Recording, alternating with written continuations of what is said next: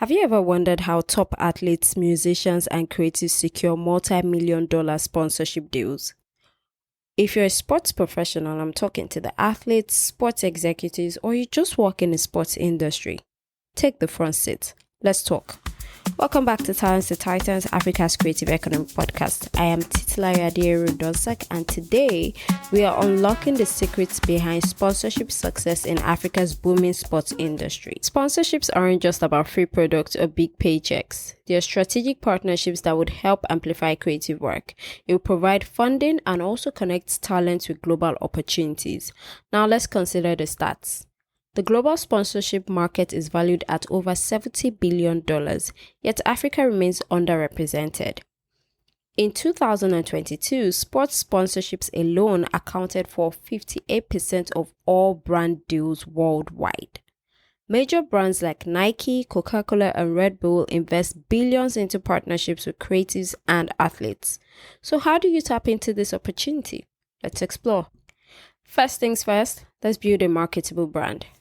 I mentioned this in the last episode, that's episode 2. So if you haven't listened to that, you should go back to that. Building a brand is very important. Now, building a marketable brand is what brings the investments to you. Brand. Before any brand invests in you, you need to be investable.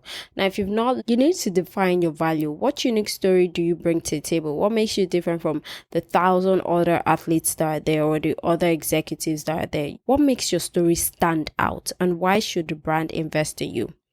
Next thing you need to do is engage with your audience. Now, brands want to partner with loyal fan base. So they're basically using you as a medium to connect with their loyal fan base or possible or potential audiences, right? So it's very key that you have an audience base that is constantly engaging with your content or just engaging with you as a brand or a personality.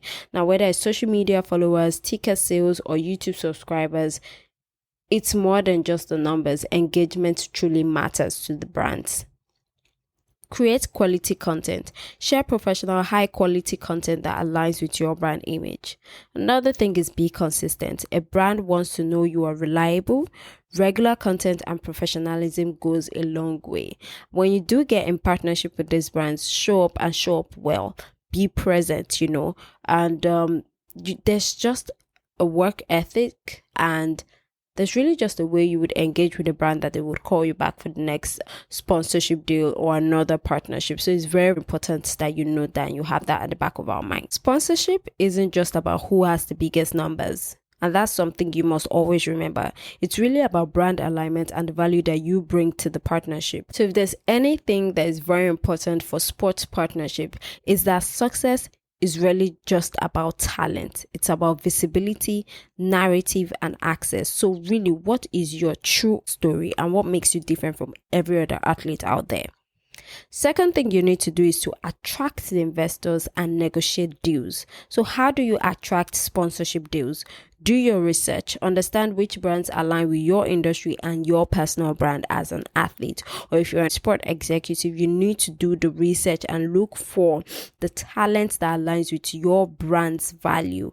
And it's very important that it's seamless so your consumers don't feel like it's a misfit, when that partnership goes live. Another thing is you want to pitch with data on your audience engagement and reach. And I'm speaking to the talents, the sports athletes right now. You want to say this is engagement rate and this is also the reach that I can provide the brand, and the brand should be able to disclose so that expectations are really managed and met. Showcase return on investment. What's in it for the brand? What's in it for the sport athletes? So brands need to be able to see how partnering with you will drive visibility and sales, because at the end of the day, while it's good to have your face on that billboard in line with the brand, what really matters to the brand is how much they're making in sales. When pitching, focus on how you can help a brand achieve their goals, not just what they can do for you. There's a bigger picture, and you must be able to see that. You should be able to say, this is what I bring to the table. This is what makes me stand out from every other person out there. Third thing you want to do is leverage digital media and networking. In the previous episode, we spoke about having a digital portfolio and the presence you have across all digital platforms. But importantly, it really just allows you build equity. Now, digital platforms are changing sponsorships. You don't need to be a mainstream celebrity to land deals anymore. Brands are constantly on the lookout for people that align with their brand values. And it's also important to note that, brands are also moving away from mega influencers to micro or niche influencers, those who have a small community but are very, very impactful. So that's something you want to have. So leverage the power of social media, but again, you must be able to engage with your audience, know what they like, know the unique things about them, and what makes them different from every other audience community out there. Now, collaborate. Co-branding with other creatives would also help you become more attractive to sponsors. So they see that, okay, this is someone that can work together in a team to push a vision forward. And that's something that would always come true when the brands come to you. Attend industry events. Networking at key conferences and summits can also connect you with key decision makers. Use LinkedIn strategically. I would always reference the case of Mr. Easy on LinkedIn. Is not the same artist that you know. And it's just so brilliant how you are able to see the sectors and the ecosystems that he's interested in and how he's able to leave his footprint across these ecosystems. That's something that you could also sort of emulate or take learnings from there. Now we're going to go into success stories. So we're looking at African athletes who have been able to secure massive brand partnerships. We'll just look at key ones here, and I will just be sharing the examples. And again, you should take your time, read up on them, and just see what they're doing, see what makes them stand out, and what you would like to learn from them to make your brand even more successful.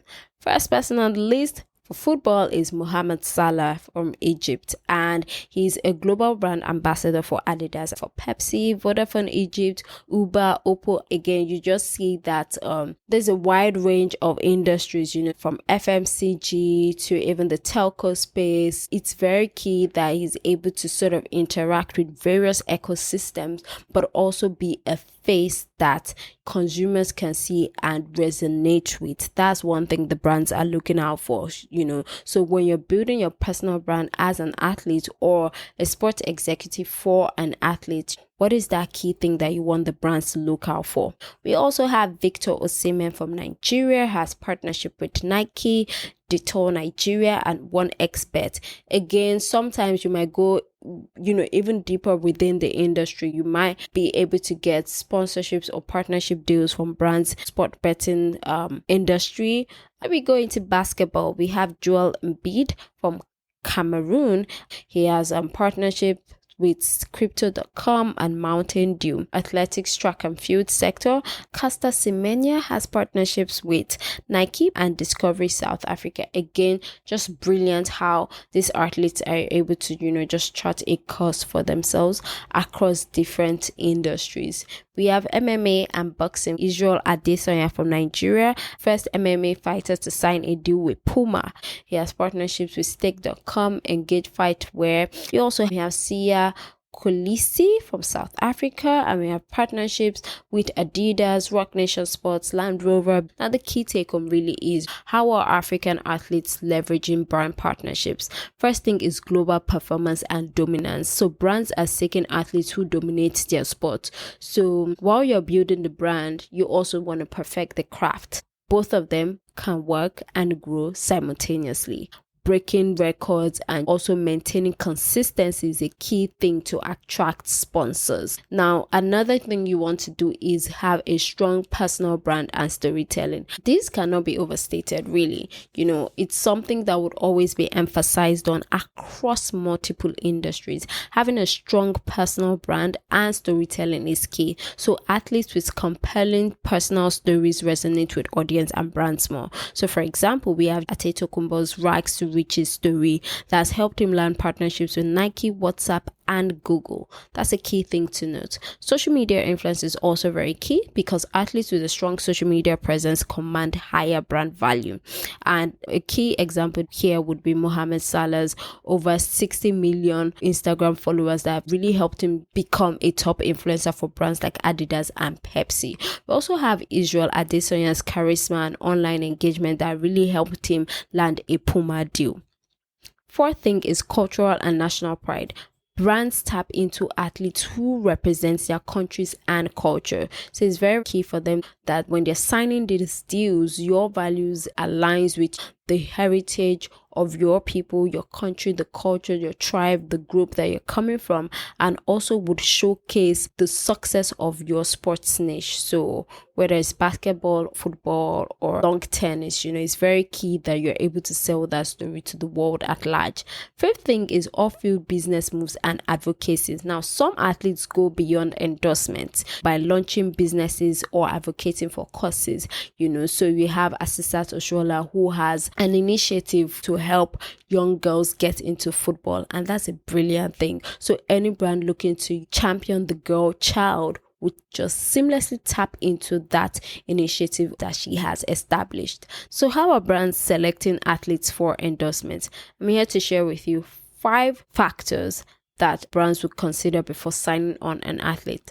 The first thing is marketability and audience reach. Like I mentioned earlier on, large fan bases in key markets in Africa, would attract brands.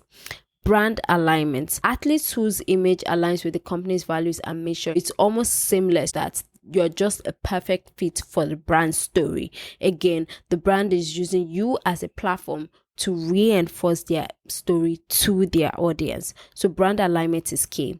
The third thing is engagement metrics. So social media interactions rates matters a lot. It's more than, the follower count. How are people engaging with your content? What is the level of engagement that your post will drive and get for the brand? The fourth thing is performance and longevity. Brands prefer athletes with sustained success and minimal controversy. So it's very important that you separate your digital portfolio from your personal social media account. So basically you have your own social media account and it's private and it's just your mom, your dad, your siblings, your cousins and your close friends that are aware of that account, and that's basically it. You cannot be a public figure or an athlete that is looking for endorsement and you are in conversations do not concern you and they're not helping you in any way whatsoever. It's okay to have an opinion, but you don't need to have an opinion online, if that makes any sense. The fifth thing is image and lifestyle. So companies avoid athletes with scandals, athletes that could damage their reputation. Now, what is the future of African athletes and brand partnerships? We're going to round up by just saying this. There's increased investment in African sports. Now more than ever, we have more global brands that are looking and willing to invest in African leagues and athletes. So there's opportunity for you. So if you're a sports executive or a sports marketer, you're working within the sports industry, there are opportunities for you as a brand person, for you as someone who is managing an athlete. It's very important that you're aware of these opportunities and you can tap into them to secure the future of their creative talent. Athlete-owned brands is also a key thing. So more athletes will launch their own personal brands, and that just shows how they're able to reinvent themselves within the industry. And it's very important that you're looking out for this kind of athletes and you're looking at them and you're saying, is this a brand? Is this an initiative that my brand would like to partner with?